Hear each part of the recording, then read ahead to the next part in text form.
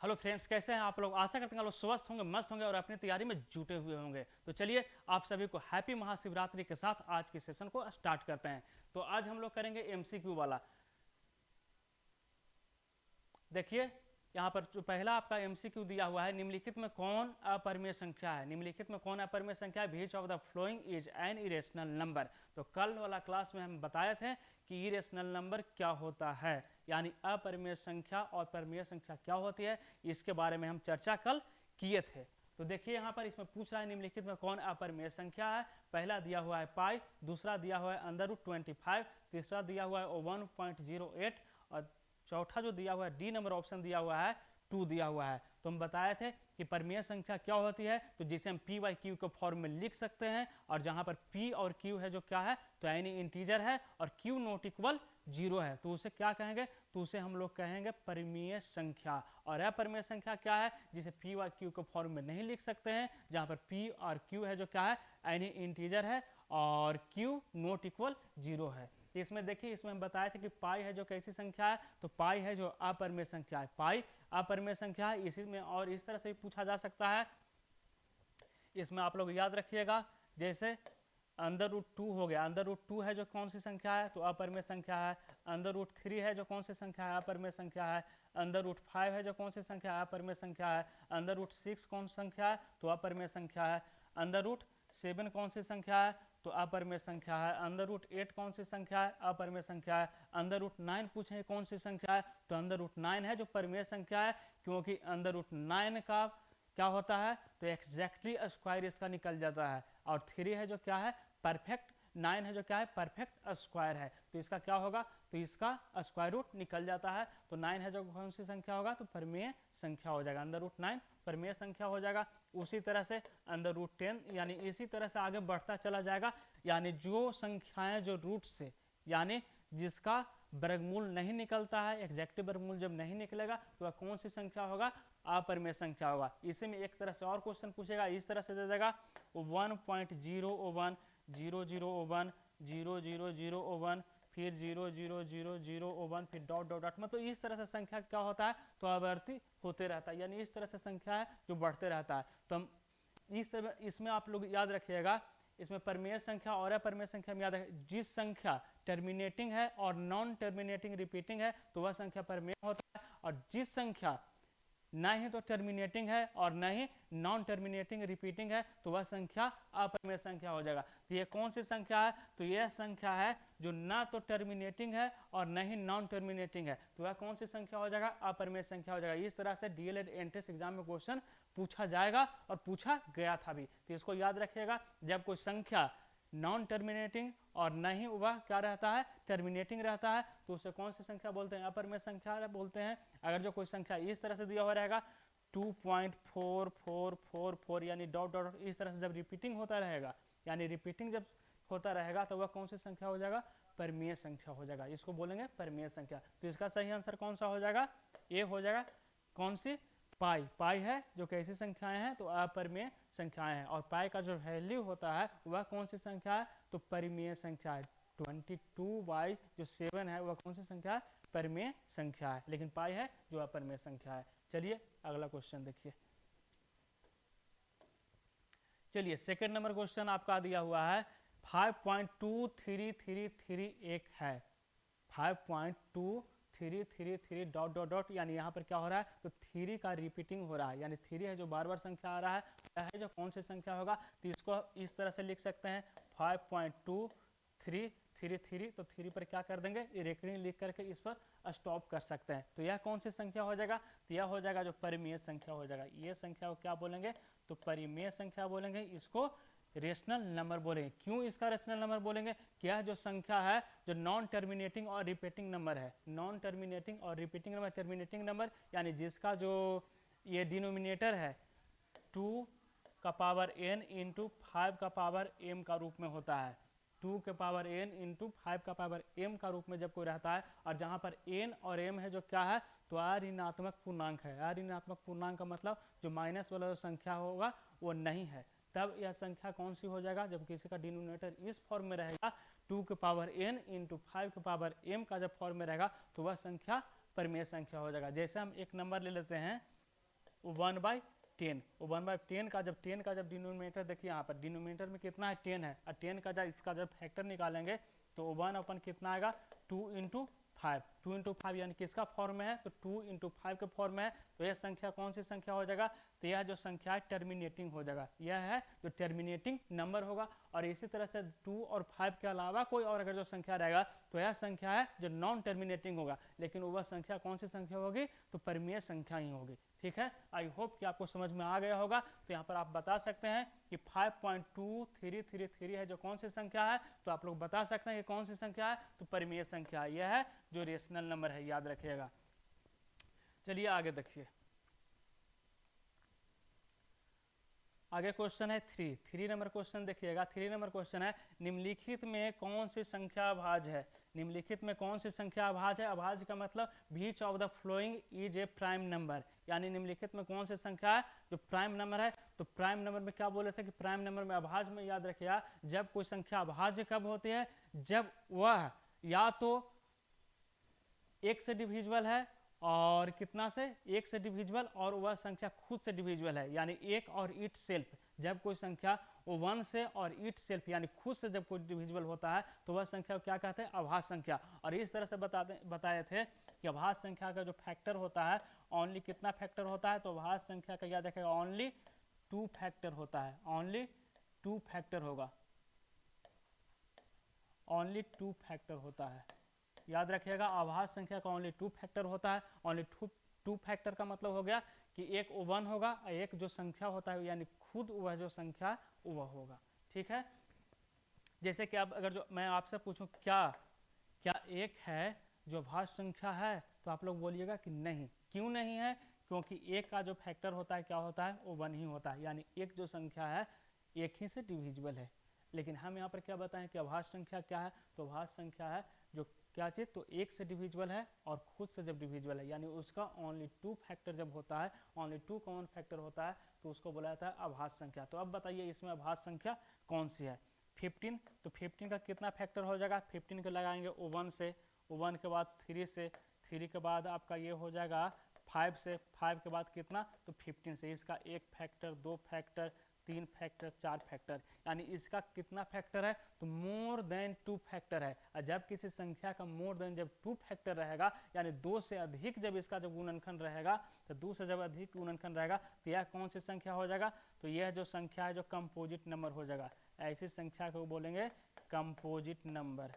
Composite number, composite number बोले तो कौन सी संख्या, तो ऐसी संख्या को बोलेंगे भाज्य संख्या। ऐसी संख्या को बोलेंगे कौन सी संख्या, तो यह संख्या होगा जो भाज्य संख्या होगा। उसके बाद देखिए 23, तो 23 का या तो ये 1 से लगेगा और नहीं तो 23 से लगेगा, तो इसका कितना फैक्टर हो, 2 फैक्टर हो जाएगा। तो इसमें जब किसी संख्या का 2 फैक्टर होता है तो वह कौन सी संख्या होता है, तो वह जो संख्या है जो अभाज्य संख्या होती है। तो इसका सही आंसर कौन सा हो जाएगा, बी ही हो जाएगा, यानी कितना 23।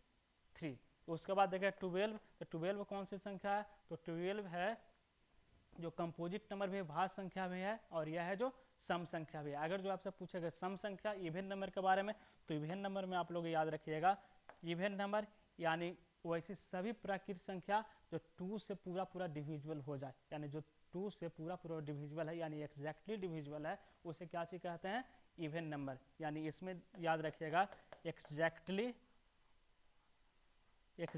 डिविजिबल,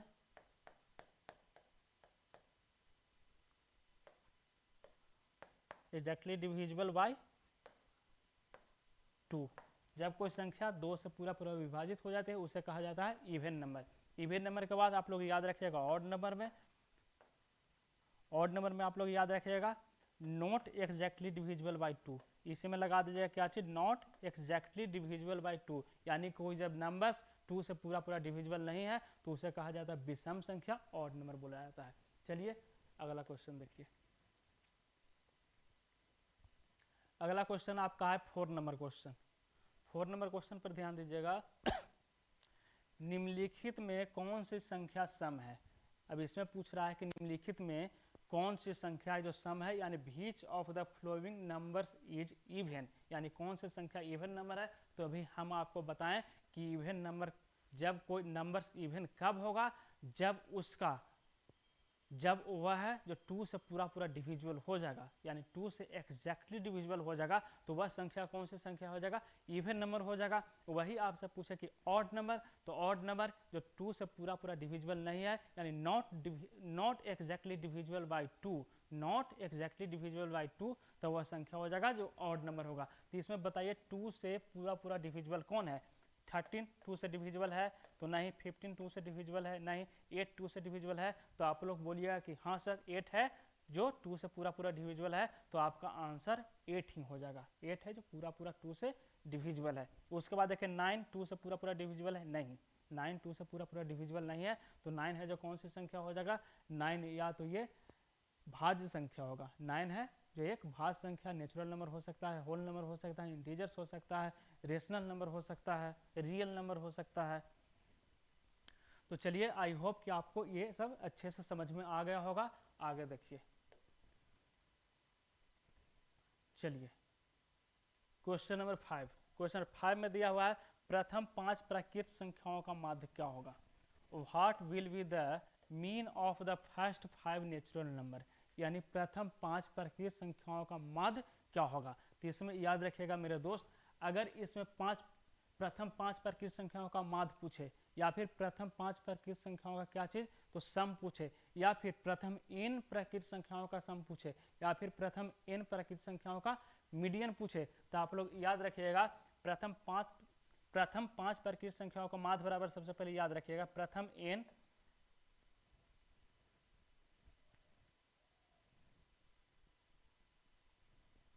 इसमें याद रखना है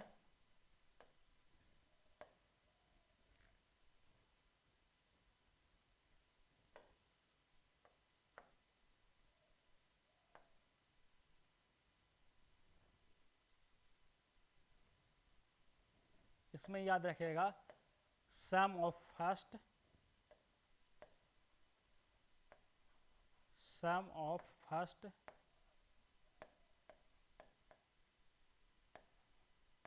n नेचुरल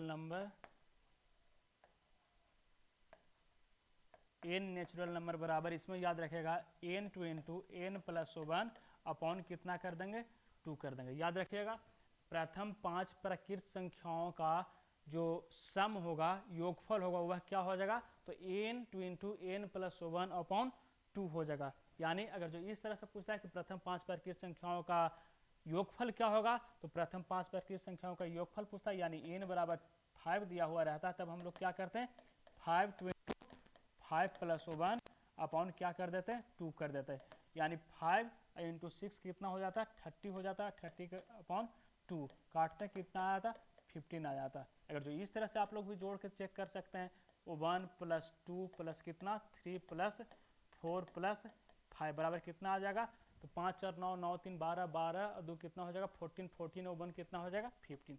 देखिए दोनों आंसर में कोई फर्क पड़ता है तो आप लोग बोलिएगा कि नहीं। अगर आप पूछे माध्य, अगर जो फर्स्ट n संख्याओं का क्या पूछे, मीन पूछे, तो आप लोग याद रखिएगा n two into n plus 1 upon 2, और कितना नंबर का पूछ रहा है, तो n नंबर का, फर्स्ट n नंबर का जब मीन पूछ रहा है तो क्या करेंगे, n से डिवाइड कर देंगे, n से डिवाइड करें तो n से n कट जाएगा, क्या आपका बच जाएगा, तो n प्लस 1 अपॉन कितना 2। यानी इस तरह से अगर जो पूछेगा नंबर्स का, कितना भी नंबर्स का पूछे तो कितना भी नंबर्स का निकल जाएगा। अब यहाँ पर पूछ रहा है कि प्रथम 5 प्राकृत संख्याओं का माध्य क्या होगा, तो माध्य क्या होगा, तो माध्य आप लोग आसानी से निकाल सकते हैं। क्या करेंगे, तो इसका माध्य बराबर मीन बराबर क्या हो जाएगा, मीन बराबर n प्लस 1 अपॉन 2, क्या लगाएंगे, तो n प्लस 1 अपॉन 2 लगाएंगे। तो यहाँ पर n कितना है, तो n आपका दिया हुआ है 5, यानी फर्स्ट 5 प्राकृत संख्याओं का क्या पूछ रहा है, तो मीन पूछ रहा है, तो मीन पूछ रहा है तो 5 प्लस 1 अपॉन 2, यानी 5 प्लस 1 कितना हो जाएगा 6 अपॉन 2 इक्वल टू कितना आ जाएगा 3। यानी प्रथम 5 प्राकृत संख्याओं का माध्य कितना हो जाएगा, तो 3 हो जाएगा। देखिए ऑप्शन में, इसमें ऑप्शन में गलती से टाइप हो गया होगा, इसको किसी का 3 बना लीजिए, यानी आपका आंसर कौन सा हो जाएगा, तो 3 हो जाएगा। आपका आंसर है जो कितना हो जाएगा, 3 हो जाएगा। अगर इसी ने मीडियन पूछे कि इसका मीडियन क्या होगा, तो आप लोग याद रखिएगा कि फर्स्ट n प्राकृत संख्याओं का मीन और मीडियन होता है, क्या होता है, बराबर होता है, यानी मीन और मीडियन होता है जो क्या होता है, इक्वल होता है, यानी माध्य और माध्यक है या फिर उसका माध्यिका बोलिए, ये क्या होता है, तो ये इक्वल होता है, यानी n+1/2। तब तो आप कहिएगा कि इसका भी हो जाएगा मीडियन बराबर n+1/2। अगर जो पूछता कि प्रथम 5 प्राकृत संख्याओं का मीन क्या होगा, तो इसका मीन भी कितना हो जाता, 3 हो जाता। माध्य पूछा है तो माध्य भी कितना हो जाएगा, 3 हो जाएगा। अगर इसका सम पूछता तो n+n अपॉन क्या कर देंगे, 2 कर देंगे। अगर जो 10 नंबर का पूछता तो 10 और इंटू 10+1 यानी 11 हो जाता अपॉन 2, यानी 2 से 5 बार में कट जाता, यानी 11×5 = 55 हो जाता।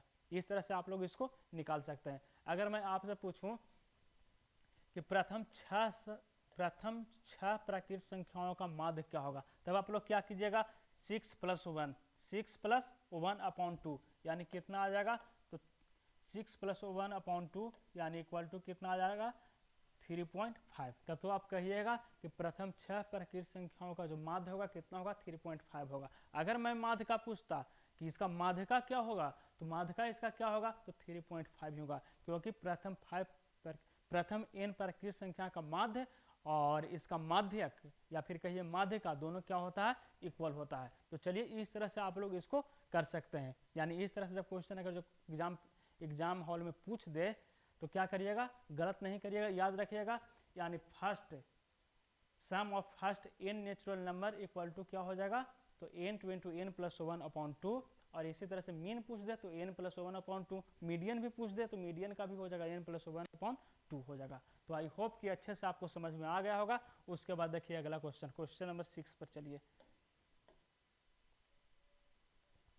चलिए देखिए क्वेश्चन नंबर 6 में याद रखिएगा, क्वेश्चन नंबर 6 दिया हुआ है प्रथम 27 विषम संख्याओं का योग क्या होगा, यानी what will be the sum of the first 27 odd numbers, यानी फर्स्ट 27 ऑड नंबर्स का सम क्या होगा, यानी प्रथम 27 विषम संख्याओं का योग। तो इसमें आप लोग याद रखिएगा, विषम संख्या के बारे में बता दिए। विषम संख्या क्या होता है, तो विषम संख्या वो वैसे सभी प्राकृत संख्या जो 2 से एग्जैक्टली डिविजिबल नहीं है, जब 2 से एग्जैक्टली डिविजिबल नहीं होगा तो वह संख्या को क्या बोलेंगे, विषम संख्या, यानी ऑड नंबर बोलते हैं। तो ऑड नंबर अगर जो इसमें पूछ देगा कि प्रथम 27 विषम संख्याओं का योग या फिर प्रथम n सम संख्याओं का योग, इसमें याद रखिएगा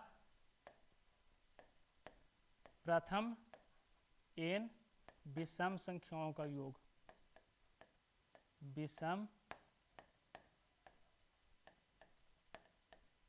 संख्याओं का योग, प्रथम n विषम संख्याओं का योग।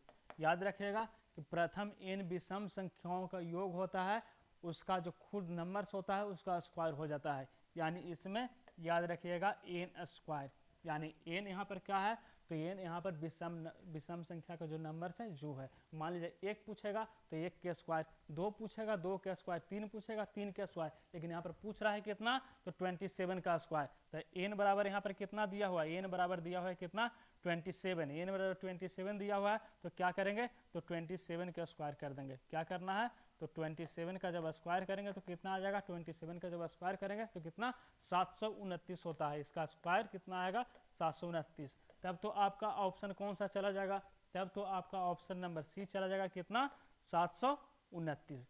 अब आगे याद रखिएगा, ये तो प्रथम n विषम संख्याओं का योग हो गया। योग जब पूछेगा तब अगर पूछे कि प्रथम n विषम संख्याओं का माध्य क्या होगा या फिर माध्य का क्या होगा, तो अगर जो माध्य पूछेगा, अगर जो प्रथम n विषम संख्याओं का माध्य, प्रथम n विषम संख्याओं का माध्य पूछ लेगा, तो माध्य में क्या करेंगे, तो माध्य में क्या होता है कि टोटल नंबर का योग होता है, सम ऑफ टोटल नंबर अपॉन कितना जो नंबर है जो, तो सम ऑफ टोटल नंबर कितना है, n² है। आपका नंबर कितना दिया हुआ है, तो आपका नंबर दिया हुआ है कितना विषम संख्या है, तो n विषम संख्या है, तो क्या करेंगे, n से डिवाइड करें, n से डिवाइड करें तो n से एक n कट जाएगा, कितना आ जाएगा, n, यानी इसका मीन बराबर याद रखिएगा, मीन बराबर क्या हो जाएगा, n, मीन बराबर n। अगर आपसे पूछे कि प्रथम 27 विषम संख्याओं का मीन क्या होगा, यानी माध्य क्या होगा। तो जो संख्या पूछेगा वही संख्या इसका माध्य हो जाएगा। जो संख्या पूछेगा वही संख्या इसका क्या हो जाएगा, माध्य हो जाएगा। जो संख्या इसका पूछेगा वही संख्या इसका मीडियन हो जाएगा। मीडियन मतलब माध्य का, यानी आप लोग कह सकते हैं कि इसका मीन और मीडियन होता है जब क्या होता है, इक्वल होता है। मीन और मीडियन होता है जो इक्वल होता है, यानी मीन बराबर मीडियन बराबर एन। तब तो आप लोग इसे आसानी से कर सकते हो। अगर जो मीन पूछेगा कि प्रथम 100 विषम संख्याओं का मीन क्या होगा, 100 ही हो जाएगा। प्रथम 100 सम संख्याओं का मीन क्या होगा, तो मीन पूछेगा कितना हो जाएगा, 100 ही हो जाएगा। यानी जितना पूछेगा वही हो जाएगा। अगर पूछेगा कि प्रथम 20 विषम संख्याओं का योग क्या होगा, तो 20 का स्क्वायर कर देंगे कितना आ जाएगा, 400 आ जाएगा। यानी इस तरह से हम लोग आसानी से इसको निकाल सकते हैं। तो आई होप कि ये आपको अच्छे से समझ में आ गया होगा। ठीक है, चलिए आगे चलते हैं, याद करते जाइए, आगे बढ़ते जाइए। चलिए अगला क्वेश्चन नंबर है 7 देखिए 7 नंबर क्वेश्चन है, प्रथम 20 सम संख्याओं का योग क्या होगा। उसमें विषम संख्या पूछा था और इसमें क्या पूछा है, तो इसमें सम संख्या पूछा है कि इसमें सम संख्याओं का योग क्या होगा। तो इसमें आप लोग याद रखिएगा कि अगर पूछे, अगर प्रथम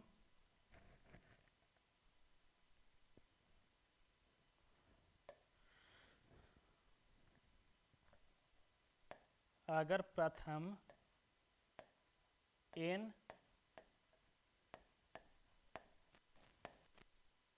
संख्याओं का योग पूछे, तो इसका योग बराबर याद रखिएगा n two into n plus 1 होता है। कितना होता है, तो n plus n two into 1 होता है। यानी सम ऑफ प्रथम n even number, sum of प्रथम n even number equal to होता है n two into n plus 1। इसको आप लोग याद रखें। अगर इसका मीन पूछे कि इसका मीन क्या होगा, यानी प्रथम n सम संख्याओं का क्या से पूछे, मीन, कि इसका मीन क्या होगा। मीन का मतलब इसका माध्य क्या होगा, तो माध्य में याद रखेगा n two into n plus 1। और कितना नंबर है, तो n नंबर है, तो n से क्या कर देंगे, डिवाइड कर देंगे। n से जब डिवाइड करेंगे तो n से n कट जाएगा, बराबर कितना आ जाएगा, तो n प्लस 1। कितना आ गया, n प्लस 1 आ गया। कितना आ गया, n प्लस 1 आ गया। यानी अगर जो पूछेगा कि प्रथम n सम संख्याओं का मीन, यानी mean of first n even numbers, mean of first n even numbers equal to n plus 1। यानी जो संख्या का पूछेगा उससे एक अधिक कर देना है, बस सेकंडों नहीं लगेगा, क्वेश्चन का आंसर मिल जाएगा। अगर जो पूछता कि 20 सम संख्याओं का क्या चीज मीन क्या होगा, इसका माध्य क्या होगा या फिर इसका माध्यक क्या होगा, तो अगर जो माध्य पूछेगा 20 का, तो 20 का क्या करेंगे, तो 20 में 1 बढ़ा देंगे, कितना आ जाएगा, 21। कितना आ जाएगा, 21 आ जाएगा। उसके बाद अगर जो इसका पूछेगा क्या चीज, मीडियन पूछे, अगर जो इसका मीडियन पूछे यानी माध्यिका अगर जो पूछे, तो माध्यिका भी इसका क्या हो जाएगा, n प्लस 1। यानी इसमें भी याद रखिएगा नेचुरल नंबर, इवन नंबर या फिर ऑड नंबर, ये तीनों में मीन और मीडियंस क्या होता है, इक्वल होता है। यानी इसमें मीडियंस और क्या हो जाएगा, इसका जो मीन होगा दोनों इक्वल होगा, यानी n प्लस 1, तो ये भी n प्लस 1 हो जाएगा। अभी इस तरह से पूछे कि प्रथम 20 सम संख्याओं का मीडियन क्या होगा, तो 20 प्लस 1 कितना हो जाएगा, 21। यानी सीधा 1 बढ़ा देना है बस। उसके बाद देखिए इसमें पूछ रहा था क्या चीज, तो प्रथम 20 सम संख्याओं का योग क्या होगा। तो योग में भी क्या बोले कि जो संख्या है वह है, जो संख्या है वह कितना है, 20 है, और 2 क्या हो जाएगा, 20 प्लस 1 बराबर कितना हो जाएगा, 20, और इंटू कितना हो जाएगा, 20 इंटू 21, 20 प्लस 1 करेंगे कितना आ जाएगा, 21 आ जाएगा। अब तो कहिएगा कि 21 गुना जब 20 करेंगे तो 21 दूनी कितना होता है, 42, यानी 420। यानी तब तो कहिएगा कि हमारा ऑप्शन नंबर कौन सा सही हो जाएगा, तो ऑप्शन नंबर ए सही हो जाएगा, कितना, 420। तो आई होप कि ये सब आपको अच्छे से समझ में आ गया होगा, और इस तरह से अगर जो एग्जाम पेपर में पूछे तो आप लोग आसानी से बना सकते हैं। ऐसे आप लोग क्या करते हैं कि प्रथम 20 सम संख्याओं का योग क्या होता है, तब लगता है कि बाप रे, एक से जब 20 तक जब कह रहा है तो इस तरह से लिखते हैं सम संख्या 2 लिखते हैं, 4 लिखते हैं, उसके बाद फिर 6 लिखते हैं, 8 लिखते हैं, इस तरह से 20 तक लिखते हैं और क्या करते हैं उसका ऐड निकालते हैं। तो इस तरह से नहीं करना है। और जो इस तरह से भी नंबर दे तो इस तरह से भी हड़बड़ नहीं करना है। 2 + 3 sorry 2 + 4 + 6 dot dot dot dot कहाँ तक लेके चल जाए, मान लो 200 तक ले चल जाए, इस तरह से लिख दे कहाँ तक 200 तक। तब भी कहिएगा कि ये तो इतना जोड़ना पड़ेगा, कितना से 2 4 6 6 के बाद 8 8 के बाद 10 कहाँ तक 200 तक। लेकिन इतना जोड़ना नहीं है, क्या करना है तो n2 × n + 1 यानी जो लास्ट वाला जो नंबर दिया हुआ रहेगा कितना 200, तो 200 × 200 + 1 यानी 200 × 201 हो जाएगा, आपका आंसर सही हो जाएगा। ठीक है, उसके बाद देखिए अगला क्वेश्चन।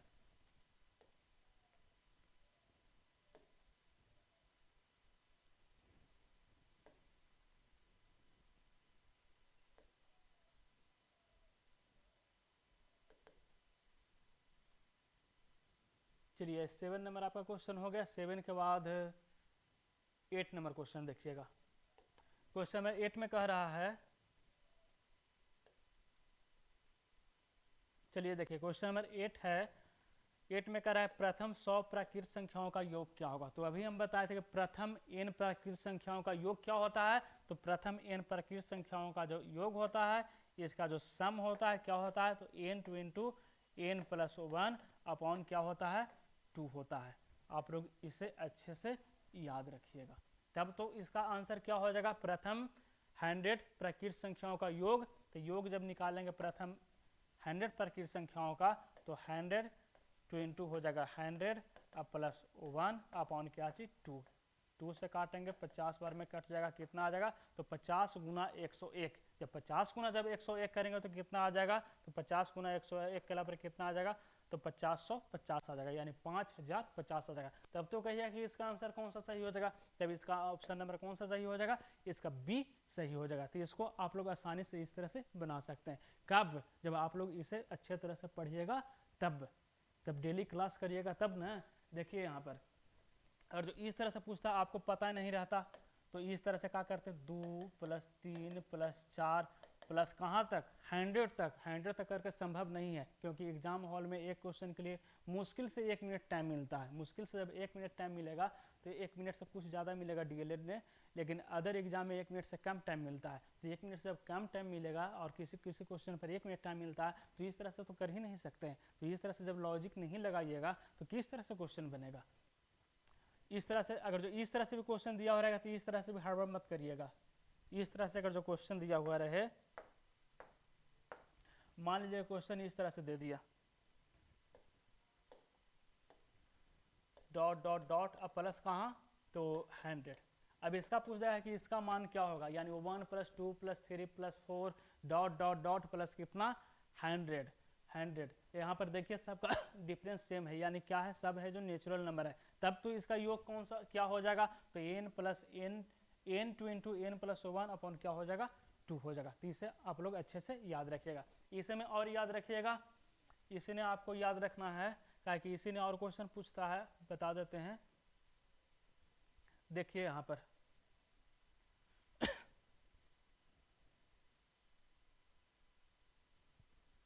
देखिए नेचुरल नंबर से कहाँ कहाँ से क्वेश्चन पूछा जाता है, जो किस तरह से क्वेश्चन पूछ सकता है नेचुरल नंबर में। सबसे पहले तो पूछेगा, याद रखिएगा, प्रथम n प्राकृत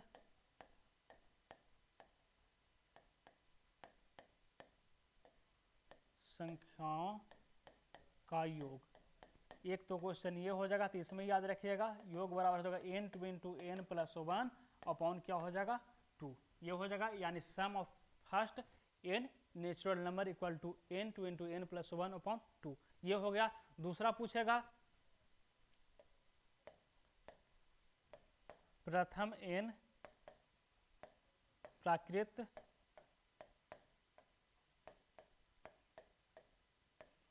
संख्याओं का माध्य। माध्य जिसको इंग्लिश में बोला जाता है मीन। जब माध्य पूछेगा तो n2 × n + 1 अपॉन 2। अब कितना से डिवाइड करना है, n से डिवाइड करने कितना आ जाएगा, तो n + 1 अपॉन कितना आ जाएगा 2 आ जाएगा। तो इस तरह से इसका माध्य निकल जाएगा, और माध्य इसका जो माध्यक होता है दोनों क्या होता है, दोनों इक्वल होता है, तब तो इसका मीडियन बराबर भी क्या हो जाएगा, तब तो इसका मीडियन बराबर भी हो जाएगा कितना, n+1/2। ये हो गया। उसके बाद क्या पूछेगा, तो उसके बाद और पूछता है प्रथम n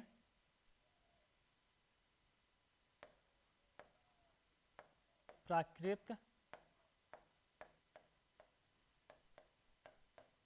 संख्याओं के वर्गों का योग क्या होगा, वर्गों का योग क्या होगा। तो इसमें याद रखिएगा कि प्रथम n प्राकृत संख्याओं का अगर जो वर्गों का योग पूछ लेगा तो वर्गों का योग बराबर होता है, वर्गों का योग में आप लोग याद रखिएगा n×n+1 और ×2n+1 अपॉन कितना हो जाएगा, 6 होता है। इसको आप लोग अच्छे से याद रखिएगा। यह क्वेश्चन इस तरह से पूछा जा सकता है, 1 के स्क्वायर प्लस 2 के स्क्वायर प्लस 3 के square plus dot dot dot, और कितना का पूछते,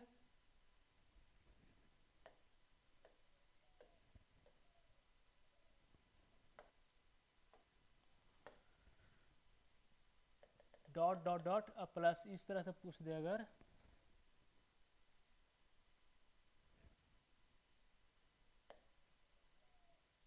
मान लीजिए 100 का स्क्वायर पूछ दे, इस तरह से जब पूछ देगा तो किस तरह से निकालेंगे, तो n×n+1 × 2n+1/6, यानी यहाँ पर क्या कर देना है, तो आपका लास्ट नंबर कितना है, 100 है, तो यहाँ पर कर देंगे 100 × 100+1 × 100 200, यानी 2 से मल्टीप्लाई कर देंगे, अब +1 अपॉन क्या चीज़ कर देंगे, तो 6। इस तरह से आपका है जो प्रथम n प्राकृत संख्याओं का योग, प्रथम n प्राकृत संख्याओं के वर्गों का योग निकल जाएगा। ठीक है। अब इस तरह से एक क्वेश्चन और पूछ सकता है इससे कि प्रथम n प्राकृत संख्याओं के घनों का योग क्या होगा, घनों का योग क्या होगा, तो घनों का योग में आप लोग याद रखिएगा n×n+1/2, ये क्या हो जाएगा, तो इसका टोटल का होल स्क्वायर हो जाएगा, इसका टोटल क्या हो जाएगा, होल स्क्वायर हो जाएगा। इसको आप लोग याद रखिएगा। इसको थोड़ा सा हटा देते हैं यहाँ से।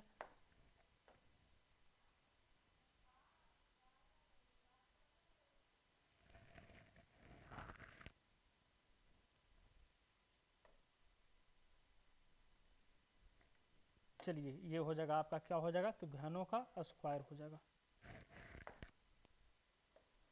इसका स्क्वायर, यानी n×n+1/2 का होल स्क्वायर। अगर जो घनों का योग पूछेगा तब क्वेश्चन इस तरह से रख सकता है, 1 के क्यूब प्लस 2 के क्यूब प्लस 3 के क्यूब प्लस 4 का क्यूब और प्लस डॉट डॉट डॉट, इस तरह से आपका रह सकता है, मिल सकता है इस तरह से,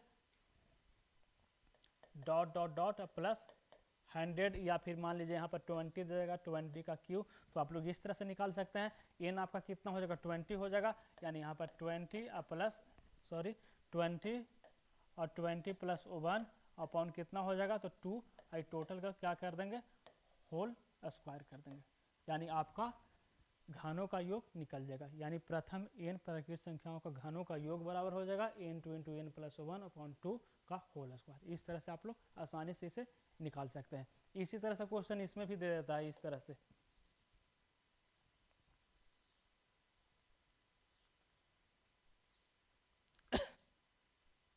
अंदर रूट में करके दे देता है, तो इस तरह से भी आपको, इस तरह से भी आप उसको निकाल सकते हैं। ये तो हो गया प्राकृत संख्या से, ये हो गया आपका प्राकृत संख्या से। चाहे तो आप लोग इसको स्क्रीनशॉट लेकर के रख सकते हैं। चलिए आगे देखिए, तब आप लोग इसे आसानी से निकाल सकते हो। उसके बाद आगे देखिए,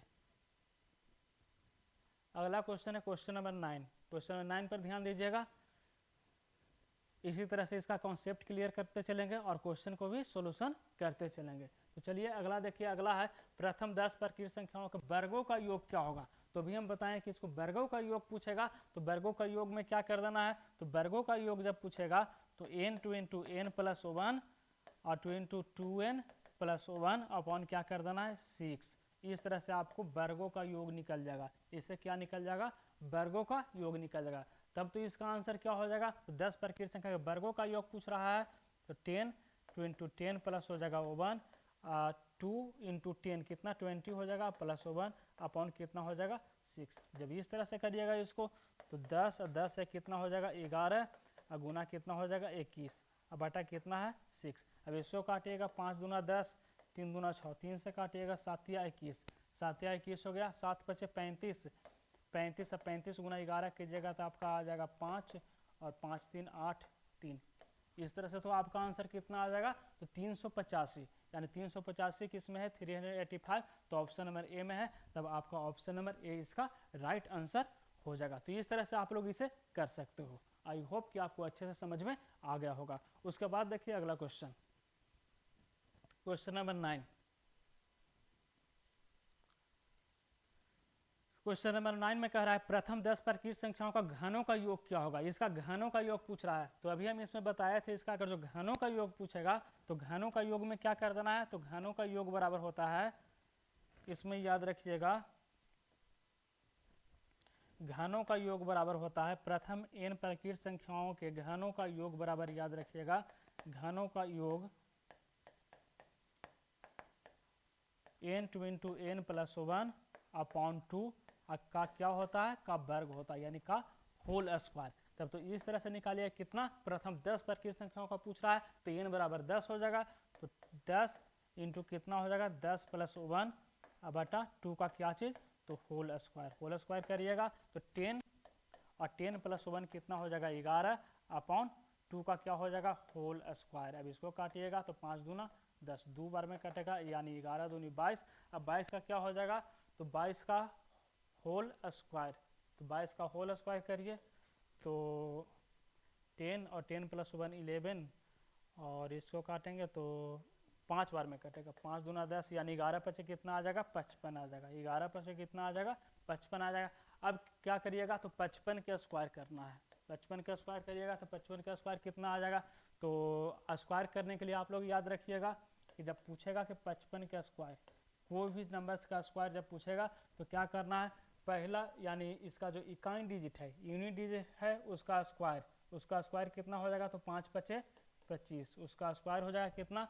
5 पचे 25, और 5 5 10,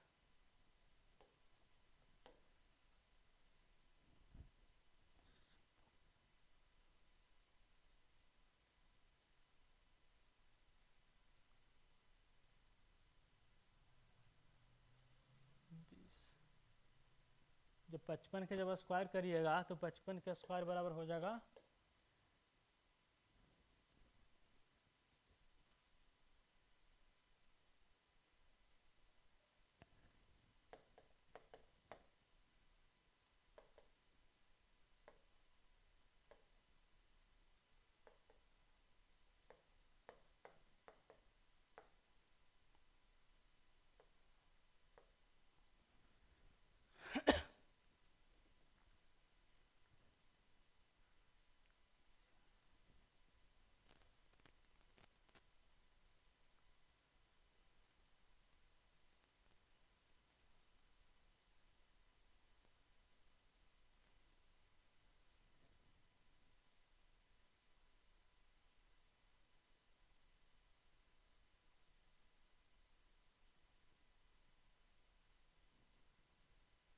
चलिए छोड़िए, देखिए यहाँ पर इस तरह से आपका आंसर कौन सा आ जाएगा? तो इस तरह से आपका आंसर है तो कितना आ जाएगा? 3025 आ जाएगा, यानी आपका ऑप्शन नंबर कौन सा सही हो जाएगा? तो इसमें 25, यानी 3025 इसमें कोई, हाँ है, ऑप्शन नंबर कौन सा हो जाएगा? डी इसका सही हो जाएगा। कितना? तो 3025। उसके बाद देखिए अगला क्वेश्चन,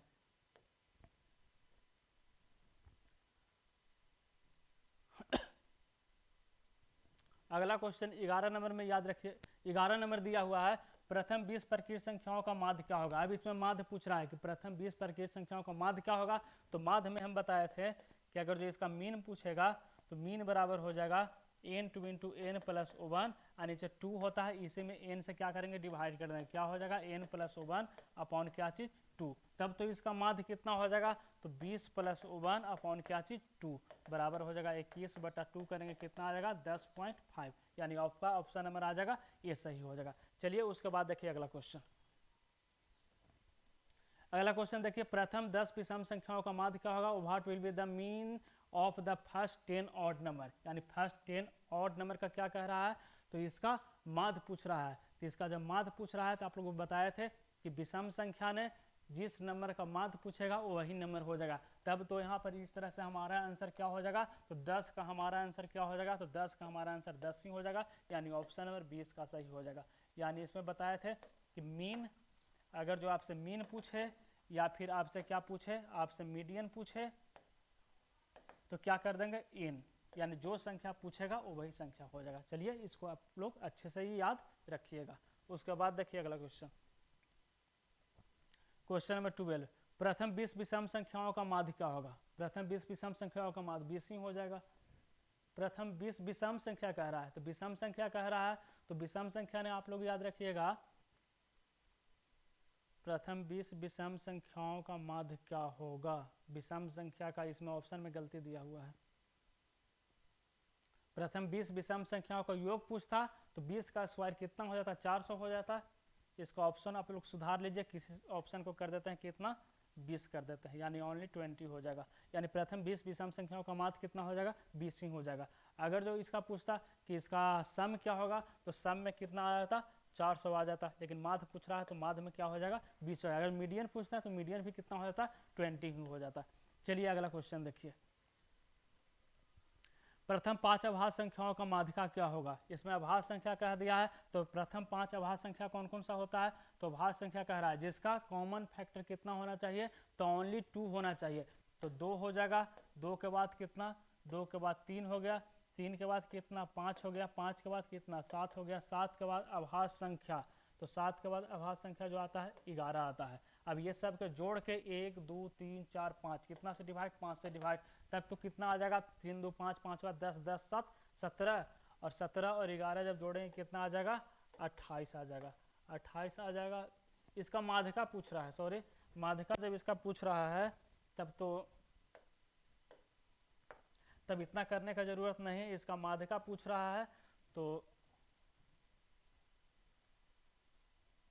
5 है जो कौन सी संख्या है, तो 5 है जो ऑड नंबर है। जब ऑड नंबर जब रहेगा तभी इसका माध्य का बीच वाला हो जाएगा, यानी 2 इधर से छाट देंगे, 2 को इधर से छाटेंगे और 2 को इधर छाटेंगे, कितना बीच में आ जाएगा 5, तब तो इसका माध्य का कितना हो जाएगा 5 ही हो जाएगा, यानी ऑप्शन नंबर ए इसका सही हो जाएगा। उसके बाद देखिए अगला क्वेश्चन,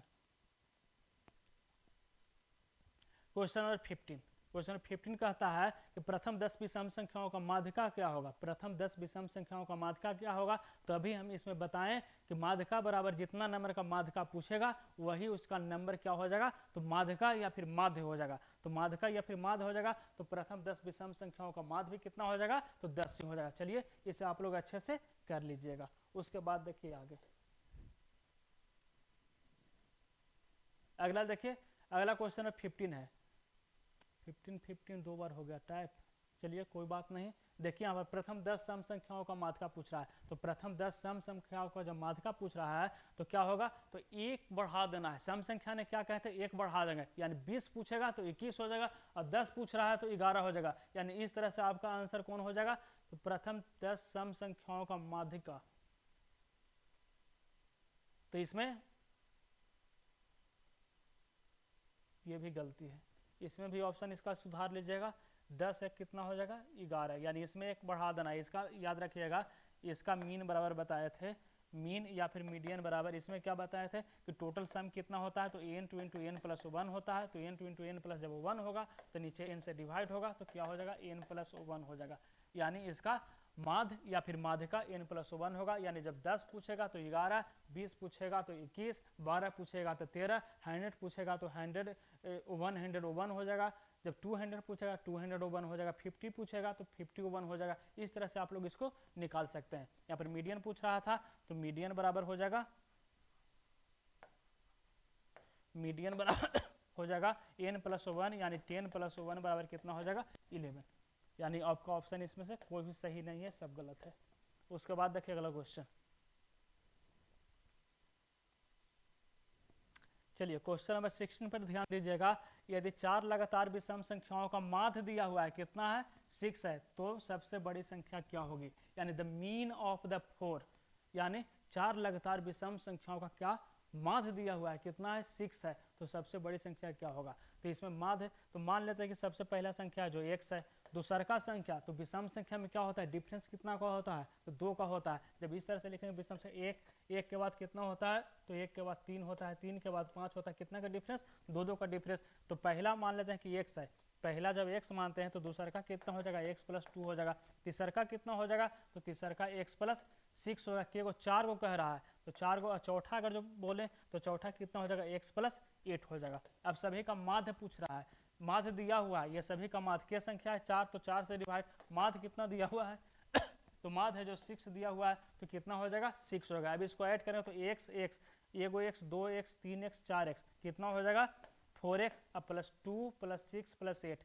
यानी 6 2 8 8 8 कितना हो जाएगा, तो 8 हो जाएगा 16/4 बराबर कितना हो जाएगा 6। अब इस तरह से इसको 4 से उधर ले जाएंगे 4 को, तो 4 से मल्टीप्लाई करेंगे यानी x+16 बराबर कितना हो जाएगा 24 हो जाएगा। तब तो हमारा 4x बराबर कितना आ जाएगा, तो 24 - 16 यानी 4x बराबर कितना आ जाएगा 24 जब 16 करेंगे तो कितना आ जाएगा 12, सॉरी यहाँ पर 24 - 16 करेंगे तब तो हमारा आंसर आ जाएगा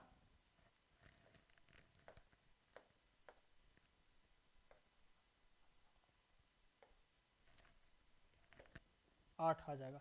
तब तो x बराबर निकल कर कितना आ जाएगा 4 दूना 8। ये भी गलत है, ये कहीं जोड़ने में गलत हो गया। देखिए एक बार फिर से चेक कर लेते हैं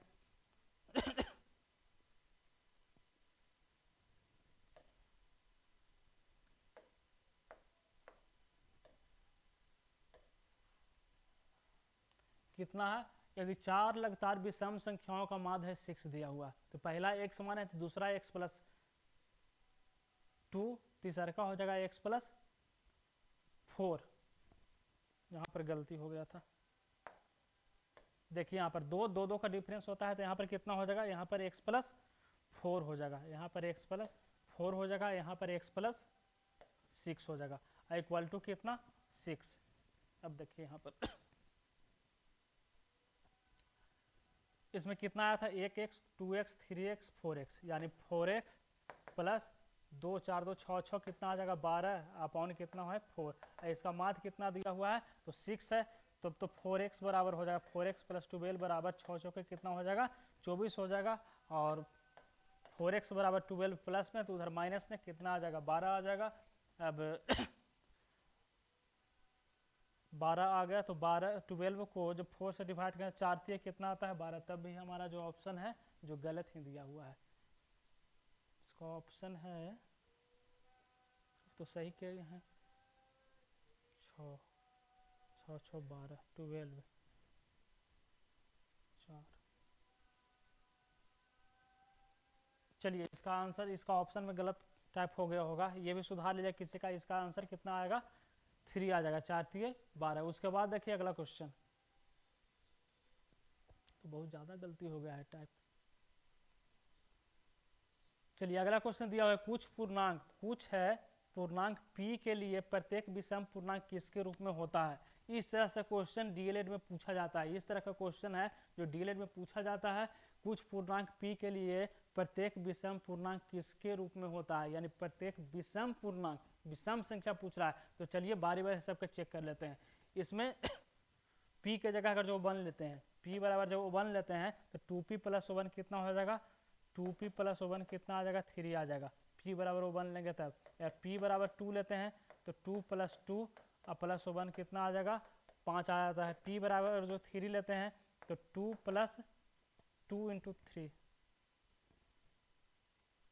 प्लस नहीं है मल्टीप्लाई में है, तो 2 × 1 + 1 बराबर 3, 2 × 2 + 1 बराबर कितना आ जाएगा 5 हो जाएगा। 2 × 3 प्लस 1 बराबर कितना 7 आया। तो इस तरह से हम देख सकते हैं कि आ रहा है जो क्या आ रहा है, तो ये विषम संख्या नहीं है, कौन सी संख्या है, तो ये है जो अभाज्य संख्या है, तब तो इसके फॉर्म में नहीं होगा। अब देखिए 2p बराबर, तो 2p बराबर 1 लेते हैं तो 2 आएगा, 3 लेते हैं 6 आएगा, तो ये तो सम संख्या आ रहा है। p प्लस 1, अगर जो 1 लेते हैं तो जब 1 लेंगे तो 1 में कितना आ जाएगा, 1 प्लस 3, 1 प्लस 3 हो जाएगा। 1 प्लस 2 बराबर कितना आ जाएगा, 3 आ जाएगा। फिर जब 2 लेते हैं तो 2 लेंगे तब 2 प्लस 2 बराबर कितना आ जाएगा, 4 आ जाएगा। तो इस तरह से ये कौन सी संख्या में आ जाएगा, 2 प्लस 3।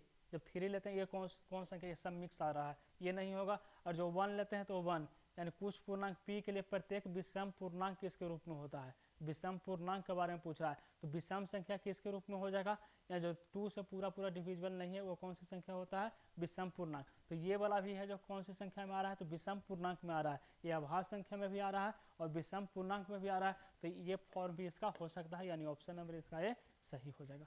उसके बाद देखिए अगला क्वेश्चन।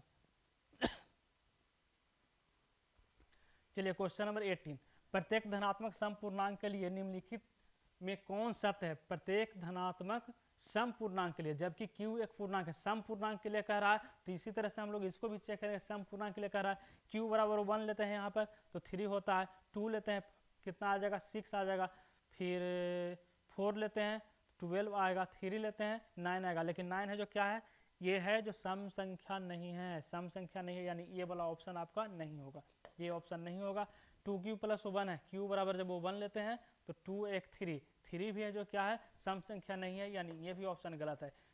2q, तो q बराबर 1 लेते हैं तो 2 आएगा, q बराबर 2 लेते हैं तो 4 आएगा, q बराबर 3 लेते हैं 3 दूना कितना आएगा, 6 आएगा, q बराबर जब 4 लेते हैं तो कितना आएगा, 4 दूना 8 आएगा। अब देखिए 2 4 6 8 कैसी संख्या है, 2 4 6 8 है जो कैसी संख्या है, तो सम संख्या है। तो आपका ऑप्शन नंबर कौन सा सही हो जाएगा, सी ही सही हो जाएगा, यानी यह 2q का फॉर्म में होता है, यानी प्रत्येक धनात्मक सम पूर्णांक है जो किसके फॉर्म में होता है, तो 2q का फॉर्म में होता है। चलिए इसको अच्छे से याद रखिएगा।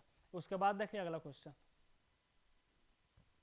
यदि दो धनात्मक पूर्णांक c और d, क्वेश्चन को अच्छे से समझिएगा, ये ऐसा क्वेश्चन डीएलएड में पूछा गया है। देखिए यहाँ पर क्वेश्चन में दिया हुआ है, यदि दो धनात्मक पूर्णांक संख्या c और d, c less than d है, c है जो लेस देन, c है जो ग्रेटर देन किससे है, तो d से है, d से क्या है, बड़ा है जो c है, तो इसका HCF क्या होगा। यदि r बराबर 0 है तो यूक्लिड एल्गोरिथम में लिखा हुआ है a बराबर BQ प्लस r, यानी कोई भी HCF है जो इसके फॉर्म में होता है, तो r आपका 0 हो गया। r जब 0 हो गया तो इसमें कह रहा है c और d, c है जो किससे बड़ा है, तो c है जो d से बड़ा है, तब इसका HCF क्या होगा। तब जानते हैं कि जो संख्या छोटा रहेगा, r जब 0 है, इसका शेषफल जब 0 आ रहा है, तो जो संख्या छोटा होता है वही संख्या इसका क्या हो जाएगा, HCF हो जाएगा। तब तो हमारा HCF कौन सा हो जाएगा, तब तो हमारा HCF d हो जाएगा, क्योंकि d जो संख्या है जो क्या है, d है जो दोनों संख्याओं में छोटा है। तो ऑप्शन कौन सा हो जाएगा, d इसका, यानी ऑप्शन नंबर ए सही हो जाएगा। इस तरह से आप लोग एग्जाम्पल से भी समझ सकते हैं। मान लीजिए दो को संख्या हम ले लेते हैं, एक 2 ले लेते हैं, एक c ले लेते हैं, 6 ले लेते हैं, तो 2 6 ले लेते हैं, तो इसमें क्या है, 6 है जो किससे बड़ा है, 2 से बड़ा है, तब तो इसका हम HCF निकालेंगे, तो HCF बराबर आ जाएगा 2 और 6, जब ऐसे करेंगे तो कितना बार में, 3 बार में 6 काट के क्या आ जाएगा, 0 आ जाएगा। तो रिमाइंडर आपका 0, आपका रिमाइंडर 0 दिया हुआ है, और संख्या कौन सा आ रहा है, तो 2 इसका HCF आ रहा है, तो 2 कौन सी संख्या, छोटा संख्या ना है, तो छोटा संख्या इसमें D है, तो ऑप्शन नंबर ए इसका राइट आंसर होगा। उसके बाद देखिए अगला क्वेश्चन, चलिए ज़्यादा क्वेश्चन नहीं है, 25 ही क्वेश्चन है। दो क्रमिक सम संख्याओं का HCF क्या होता है, दो क्रमिक सम संख्याओं का HCF पूछ रहा है, तो दो क्रमिक सम संख्याओं का HCF क्या होगा, तो दो क्रमिक सम संख्याओं का जो HCF होता है क्या होता है, तो दो क्रमिक संख्या ले लेते हैं, दो क्रमिक संख्या मान लीजिए 2 और कितना लेते हैं, 4 लेते हैं, सम संख्या, तो इसका जब 2 और 4 का HCF निकालेंगे तो 2 का होगा 2 × 1 और 4 का होता है 2 × 2, तो HCF तो हमारा कितना आ जाएगा, 2 ही आ जाएगा। कोई भी नंबर लीजिए, 8 लेते हैं, 10 ले लेते हैं, तो 8 10 लेंगे तो 8 बराबर कितना हो जाएगा, 2 × 2 × 2, 10 का निकालेंगे तो क्या हो जाएगा, 10 का होगा 2 × 5, HCF बराबर 2, यानी आपका ऑप्शन नंबर कौन सा सही, तो बी सही हो जाएगा, कितना, 2। उसके बाद देखिए अगला क्वेश्चन। चलिए देखिए क्वेश्चन नंबर 21, दो क्रमिक अभाज्य संख्याओं का एसएफ क्या होता है? मोस्ट इंपॉर्टेंट क्वेश्चन, यानी ये है जो क्वेश्चन वीवीआई क्वेश्चन में आता है, एमवीवीआई क्वेश्चन में आता है। दो क्रमिक अभाज्य संख्याओं का एसएफ क्या होगा? दो क्रमिक जब अभाज्य संख्या लगे तो अभाज्य संख्या को याद रखें, दो क्रमिक अभाज्य संख्या का एसएफ है जो 1 होता है। अगर जो इस तरह से चाहे तो आप इसे चेक भी कर सकते हैं। दो क्रमिक अभाज्य संख्या मान लीजिए, एक ले लेते हैं हम 3 और एक ले लेते हैं कितना 5, तो 3 5 का जब एसएफ निकालेंगे तो कितना आएगा? एक बार में 3 2 और यहाँ पर जब इस तरह से करेंगे तो 5, फिर ये आएगा कितना 2 दूना 4, 1 2 के बार में आया 2, यानी 2 बार में कट जाएगा कितना 1। इस तरह से भी कर सकते हैं, 3 का हो जाएगा 1 × 3 और 5 का आ जाएगा कितना 1 × 5, तब तो इसका एचसीएफ 1 कॉमन हो रहा है तो 1। एचसीएफ का मतलब होता है हाईएस्ट कॉमन फैक्टर, यानी इसका जो हाईएस्ट कॉमन फैक्टर है जो कितना है वो 1 हो रहा है। एलसीएम कहेगा lowest common factor, lowest common multiples. ठीक है, तो इस तरह से आप लोग इसे निकाल सकते हैं। अगर चाहें तो और नंबर ले लेते हैं, और नंबर लेते हैं 5 और 7 ले लेते हैं, तो 5 का हो जाएगा 1 × 5 और 7 का हो जाएगा 1 × 7। इस तरह से भी एचसीएफ 1 आता है, यानी तब तो आपका ऑप्शन नंबर कौन सा सही? तो 1 इसका सही हो जाएगा। उसके बाद देखिए अगला question, question number 22। Question number 22 पर देखिएगा, यदि ए और बी दो अभाज्य संख्याएं हैं, ध्यान दीजिएगा, यदि ए और बी है जो दो अभाज्य संख्याएं हैं, तब उसका एलसीएम क्या होगा? तब उसका एलसीएम क्या होगा? तो याद रखिएगा, एक वर्ड में जब कोई दो अभाज्य संख्या रहेगा तब उसका एलसीएम होता है वो वही दोनों संख्याओं का गुणनफल, यानी प्रोडक्ट ऑफ वो जो दोनों जो नंबर दिया हुआ रहता है उसका प्रोडक्ट हो जाएगा।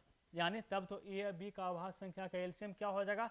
तब तो इसका ए बी अभाज्य संख्या का एलसीएम ए गुना बी हो जाएगा। देखिए यहाँ पर दो को अभाज्य संख्या ले लेते हैं, 5 ले लेते हैं, 7 ले लेते हैं, तब तो इसका एलसीएम में कितना हो जाएगा? 1 से लगाएंगे 5 और 7 ही आता है, तब तो इसका क्या करेंगे? प्रोडक्ट निकालेंगे, यानी 5 × 7 निकालेंगे।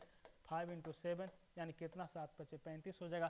तो इस तरह से इसका आंसर कौन सा हो जाएगा? ए × बी हो जाएगा। यानी यदि दो संख्याएं ए और बी जब दो अभाज्य संख्या दिया हुआ रहेगा तब उसका एलसीएम ए × बी होता है, और इसका एचसीएफ पूछेगा तो एचसीएफ 1 होगा। ठीक है, उसके बाद देखिए अगला क्वेश्चन, क्वेश्चन नंबर 23, यदि P और Q दो अभाज्य संख्या है तब उसका एचसीएफ क्या होगा? देखिए वही क्वेश्चन आ गया, यानी उस समय एलसीएम पूछ रहा था, अब एचसीएफ पूछ रहा है, तो एचसीएफ पूछेगा, दो अभाज्य संख्या दिया हुआ है तब उसका एचसीएफ क्या होगा? तब उसका जो एचसीएफ है जो कितना हो जाएगा? वो 1 हो जाएगा। यानी आपका जो आंसर है जो ए नंबर सही है, कितना हो जाएगा? वो 1 हो जाएगा। वही इसका जब एलसीएम पूछता, वही जब इसका एलसीएम पूछता, मान लीजिए एलसीएम पूछता, तब एलसीएम बराबर कितना हो जाता? P × Q हो जाता। ठीक है, अगर जो R0 दिया हुआ रहता और इसमें एक कोई संख्या बड़ा दिया हुआ रहता, मान लीजिए P बड़ा है Q छोटा है, तब इसका Q आंसर होता। अगर इसका P छोटा रहता Q बड़ा रहता तब इसका आंसर P हो जाता। ठीक है, उसके बाद देखिए अगला क्वेश्चन, अगला और ये लास्ट क्वेश्चन है। देखिए यहाँ पर, यदि a बराबर BQ + R, यदि a बराबर BQ + R में a बराबर कितना है? 30 है, b बराबर 5 है, तो Q और R का मान क्या होगा? इसमें Q और R का मान पूछ रहा है। a बराबर क्या दिया हुआ है? तो BQ + R, जहाँ पर a बराबर कितना दिया हुआ है? 30, b बराबर कितना दिया हुआ है? 5 गुना Q और प्लस R का मान पूछ रहा है कि R का मान क्या होगा। तब तो 20 से जब डिवाइड इसमें करेंगे तो 5 छक 30, 5 छक कितना आ गया? 30, यानी 6 कहाँ पर आना चाहिए? इस पर आना चाहिए, यानी 30 बराबर हो जाएगा 5 छक 30 अब प्लस R। तो R का मान जब 0 लेते हैं तब ये क्या करता है? ये क्वेश्चन यानी ये जो इक्वेशन दिया है a बराबर BQ + R, जिसको सर्टिफाइड करेगा कब? जब R बराबर 0 लेंगे और Q बराबर क्या लेते हैं? 6 लेते हैं, तब तो इसका आंसर कौन सा सही हो जाएगा? 6 और 0 आ रहा है, यानी ऑप्शन नंबर ए सही हो जाएगा, 6 और 0। चाहे तो इसको आप लोग एक तरह से फिर से समझ सकते हैं, एक बार फिर से समझ लीजिए। इसमें क्या कह रहा है? a बराबर BQ + R, इसमें a बराबर BQ + R, और यहाँ पर b का मान दे दिया है कितना? 5 है, q का मान 30 है, b का मान 30, a का मान 30, b का मान 5, गुना कितना? 6 करेंगे तो सर्टिफाइड करता है प्लस 0, यानी ऑप्शन नंबर आपका कौन सा सही हो जाएगा? 6 और 0 वाला, यानी q का मान आपका कितना होगा? 6 और 0 किसका मान होगा? तो r का मान यहाँ पर 0 हो जाएगा। ठीक है, तो ये आपका लास्ट क्वेश्चन था। तो चलिए एक बार इसको आप लोग फिर से बना करके देख लीजिएगा कि आपका सही हो रहा है कि नहीं। और अदर भी इससे सेट बना कर देखिए, कहीं भी कोई भी बुक में जितना बता दिए हैं कॉन्सेप्ट उससे बना करके देखिएगा। अगर जो बनता है तो ठीक है, नहीं तो एक बार फिर से वीडियो का देख लीजिएगा, आपको ज़रूर यूजफुल लगेगा यह वीडियो। ठीक है, तो इसी के साथ हम अपना क्लास को समाप्त करते हैं और आप सभी को हैप्पी महाशिवरात्रि। ठीक है, अगला दिन फिर नेक्स्ट वीडियो लेकर यहाँ पर हाजिर होंगे। ठीक है, थैंक यू सो मच।